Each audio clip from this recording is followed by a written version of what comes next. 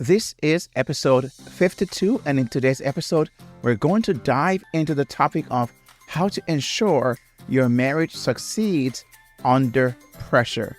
Now, life can throw us unexpected curveballs, but with the right tools and mindset, you and your husband or your wife can navigate the storms together, and I believe emerge stronger than ever before. Just a reminder, the Happier Marriage podcast is on a mission to eradicate unhappiness from marriages globally, and you're encouraged to join this movement by sharing this podcast with at least one other spouse. Even though there are a number of things you can do to keep your marriage from collapsing under pressure, I'll be sharing with you 5 of the most important strategies so you can succeed when your marriage is under pressure. So stay tuned. Hello and welcome to the Happier Marriage podcast, a podcast for spouses longing to have a happier marriage so they can feel more connected, desired and supported. Now, to start the show, here is your host and Sherpa, licensed marriage and family therapist and certified relationship coach, Kingsley Grant. Now, before we dive into the topic of how to ensure your marriage succeeds under pressure, I want to ask you 3 questions. First one is this: have you ever experienced external pressures that affected your marriage? How did you and your partner, your husband, your wife, how did you handle it? The second question I want to ask is this: in times of stress, do you tend to withdraw or lean on your partner for support? How does this impact your marriage? And the third question is, what are some of the pressures that you and your spouse are facing right now? Now, hang on to those questions and let's set the stage for this episode with the story of our fictional couple, Sarah and John. Now, Sarah and John have been married for 13 years. They have 2 young children. They love each other very much, and they've been going through a rough time lately. John has been working long hours at his job. He's stressed out and tired all the time. Sarah is feeling overwhelmed with taking care of the kids and the house. She's also feeling lonely and neglected. And they have been arguing more and more lately. As you can just imagine, they're both feeling like they're at their wits' end. Now, do you relate to any part of this story of Sarah and John? What do you think Sarah and John should do? Okay. Now, I'm just posing those questions because I'm going to answer those questions and more in this episode. And you may hear a solution, an answer to the questions about stress and navigating and succeeding that you're experiencing right now in your marriage. So I want you to hang tight because you're going to hear some things there as well.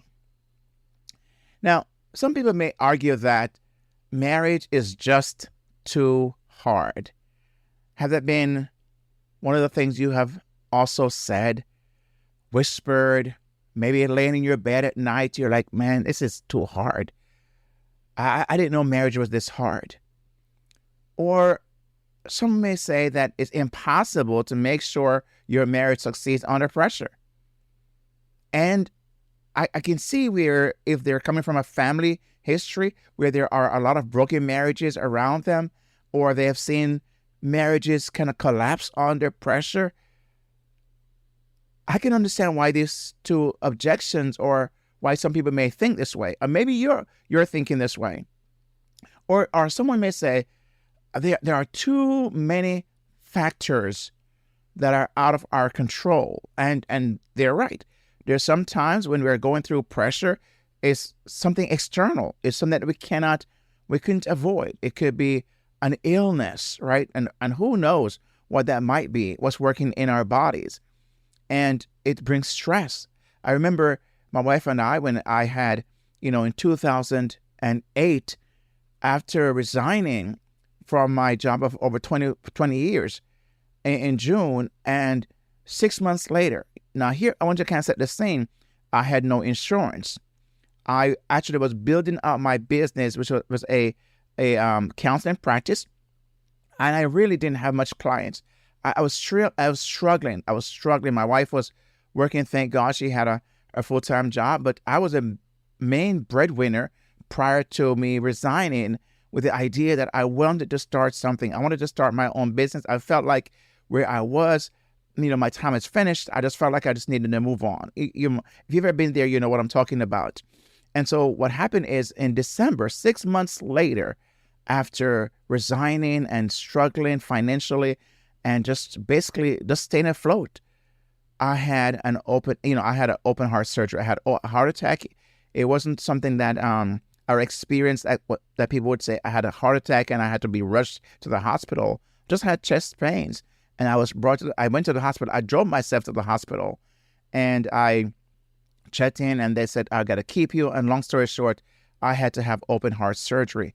And for months after the surgery, I was laid up, as you can imagine, trying to recover from a surgery. I could not work. I was all about recovering, and my wife was holding things down. And financially, we were stressed. And as you may know, that finances is one of the biggest stressors on relationships, on marriages, and many marriages fail as a result of that. And we're very stressed. And, I just really at times worried about what was going to happen, because I wasn't working, and it was taking me a while to get back on my feet. And even when I was able to go back to work, as you can imagine, it took me a while to kind of get started again. So I know what it's like to have stress. I know when you have external factors that are out of your control that bring stress. But again, it's how do you succeed? How do you not collapse? And what I'll share with you today is kind of reflects how my wife and I, basically came out on the other side, I believe, stronger in our faith, in our relationship, and just face tough situations, because we know that was not the only one we're going to face, and different things come at different times. So I disagree then that people may say that it's too hard and somehow it's impossible to make sure, and because there are many factors. So I would disagree that they're simply saying, as a result of that, you can't succeed under pressure, under stress. And I disagree. I believe that these stressors, these pressures in your relationship, in your marriage, are things that can really help to increase your chances of success in your intimacy, in your relationship, and so on. And even if you don't succeed 100% of the time, when you're kind of changing your mindset and your approaches, here's what I know. You're still going to learn from your mistakes. You're going to come out on the other side, I believe, stronger, and you'll see from what it is that I'll share with you in this episode. Now, remember, it's important to acknowledge that every marriage experiences pressure in different ways. So don't compare your marriage with other people's, right? Remember now, your relationship, the makeup of it, and so on, and your experiences, and all that's going on in your own relationship, it's not the same. It's unique to your marriage. People may go through similar things, but you're going through what you're going through, and they're going through what they're going through, and you don't know what's happening behind closed doors, right? So don't compare your marriage, your relationship, because people experience pressure in different ways. But it's not that we experience those pressures and those stressors. It's how we respond to it that truly matters. And that's what this podcast is all about. Appropriate response. And we'll unpack some more of what it is I have for you right after this message.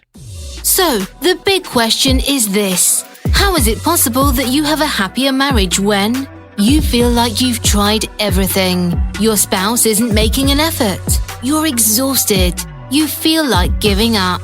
Or there's so much hurt that's taken place between you and your spouse. That is the question, and this podcast will give you the answers. while marital pressure can be uncomfortable, yes, it is. I know, and I've just explained my own discomfort. It can be very uncomfortable. I believe it also presents an opportunity for growth and transformation within your marriage, within your own personal life, and as a couple. I believe that when you're able to weather the storms and the pressure, the stress of your relationship, I find that couples often come out stronger on the other side because they've embraced and they've chosen to respond appropriately or differently to the pressure than others would. And I believe that when they do, you're going to experience, and when you do, when I do, we're going to experience, I believe, some I'll call benefits, right? First, I think we're going to experience an opportunity for personal and relational growth. I can tell you it's going to stress you. Yes, it's stressing you. Stretch you. It's going to stretch you spiritually, emotionally, mentally. And I believe that, I think there was a pastor who would say, when the tough things gets going, when things get tough, the tough gets going, right? Something like that.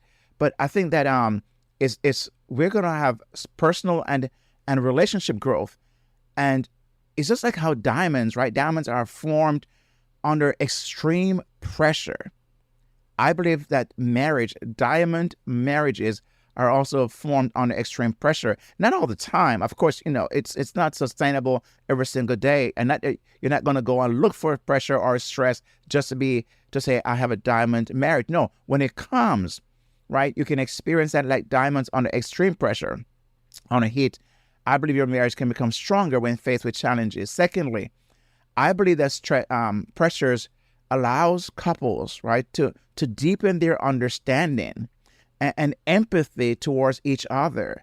My wife and I, when I was struggling in recuperating and getting better, she was there. She empathized. She did all she had to do to make sure that I was okay. I could not sleep in the bed for weeks.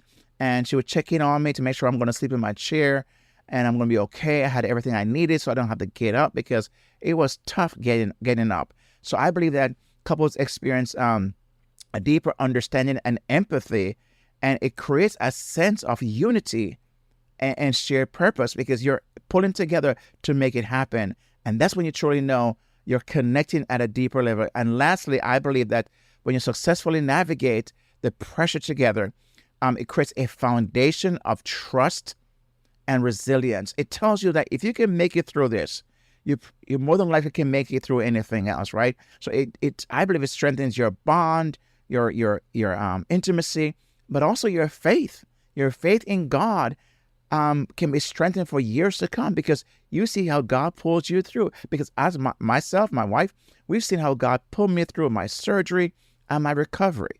And I know that my faith in God went to another level, and my wife as well, because we saw what God did for me. Now, before I share with you the 5 practical strategies that Sarah and John could implement so that they and their marriage could succeed while under the pressure that we shared earlier, and how you can too, right? Let me ask you to give me about 90 seconds to share some very important information with you, right? Thank you for allowing me 90 seconds. I think you would have nodded and said, okay, you go ahead at this point. So in this, I want to share with you that about ratings and reviews for podcasts. It's one of the key ways that podcasts, right, can fulfill their mission that they're about in what they're after. Like for us, for me, Happier Marriage Secrets is about eradicating unhappiness in marriage globally, right? Or making marriages happier again. That's the mission. And so review and ratings tells, what it does. It allows podcast platform to gauge the show's importance by the reviews and ratings and puts it before a lot more people. And that's what it's all about. So you can help with that.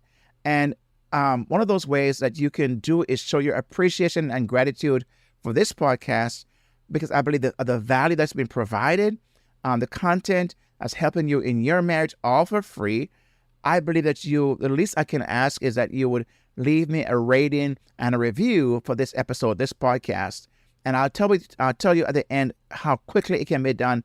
I'll share with you how that can be done very easily. So I'll give that overview to you at the end of this episode. So hang in there, and I'm going to ask you to do that for me, okay? I appreciate that. Now, if you have missed any of the past episodes of this podcast and wondering how you can actually go back and get them all in one place, you can go to happymarriagesecrets.com, happymarriagesecrets.com, and you'll find access to all the podcasts there as well. But you can also get that on the platform in which you're listening to this episode today. Now, if this is your first time you're listening to me, or if you are a returning fan, thank you for being here. Knowing you are here inspires and encourages me. So please share with at least one other spouse or a married couple this podcast. And this show is brought to you by KingsleyGrant.com, where you'll find resources and other services that might be of interest to you and to your partner. So please pay a visit to KingsleyGrant.com. And again, thank you. Now, let's quickly review Sarah and John's story again, just for context for what to do when you, like them, are facing undue pressure in your marriage. Sarah and John have been married, as I mentioned earlier, 13 years, 2 small children, loving each other very much, but they're going through a tough time. John been working long hours, Sarah been feeling overwhelmed, taking care of the kids and the house. She's feeling lonely and neglected, right? And they've been arguing more and more lately, which pressure tend to do. It brings those things up into relationship, and they're both feeling like they're at their wits' end. So with that in mind, I'm going to discuss with you then, or share with you some practical strategies that Sarah and John could implement. 5 of those things, 5 strategies I believe they can implement to make sure their marriage succeeds under pressure, and how you may too. Number 1, communicate openly and honestly with your spouse. John, feeling pressure because of the work, he is responsible of communicating in a way to Sarah so she can understand, so she can learn to empathize with him more. Because sometimes when you're under pressure, you're working long hours, you're fatigued, we tend to act from a place of fatigue, and it's not going to come out right. It's going to come out in a way that is very terse, it's very sharp, it's like almost like snapping, right? And you know what the fatigue does. So John may have to ask Sarah for some time just to be able to kind of get himself back together after a long day. So they communicate openly and honestly with your spouse. Sarah also has to communicate about how she's feeling and how she's feeling neglected without blaming John. It's just really what she's feeling, and she may not, she doesn't want to say, or don't want to say, John, because you are why I'm feeling this way. Don't accuse him. I believe that can communicate openly and honestly, and that's why I've talked about different, if you have not yet watched my videos on my YouTube channel, I share about how to create a safe space, emotionally safe space for your marriage, because this is where you're going to have this open and honest conversation. Number 2, spend time together doing things you both enjoy. I know I can imagine when you're going through a very stressful time. I know for me, when I was going through my recovery, of course, I could not do much. I had to really stay put. I couldn't do much activity. So it was hard for me if I was going to implement this. This strategy for me may not be the one that would work for me right now. It doesn't mean it may not work for you, but I'm giving you 5. You can choose which one is more applicable for your situation right now. So spend time together doing things you both enjoy. Maybe going for a walk, maybe going to do window shopping, maybe going by the beach, maybe going for a drive, maybe going to get coffee, just to do something. Just change up the routine of things. Spend time doing something you both enjoy. Number 3, be supportive of each other during good times and bad times.